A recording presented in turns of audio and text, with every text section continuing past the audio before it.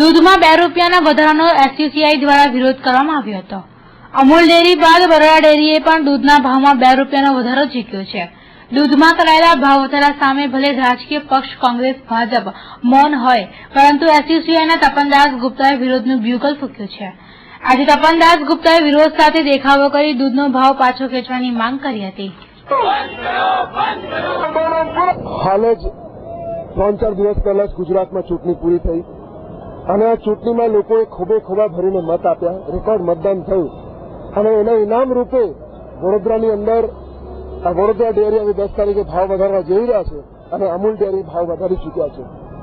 Already લોકોના કમર તૂટી ચૂક્યા છે મોંઘવારીના મારોથી અને ચૂંટણીમાં ચારે બાજુથી પ્રચાર થઈ રહ્યો હતો કે અમે ભાવ ઘટાડીશું, મોંઘવારી ઘટાડીશું, મોંઘવારી રોકવા આવે તો બધા પક્ષો ક્લેમ કરી રહ્યા હતા કે અમને સરકાર રચવા દો, પરંતુ જેમ ચૂંટણી પતી તરત જ જે ભાવ વધારો કરવામાં આવ્યો એમાંથી સ્પષ્ટ થાય છે કે આ બધા પક્ષો સહકારી ક્ષેત્રને પણ નફાખોરીનું એક સાધન બનાવી રહ્યા છે।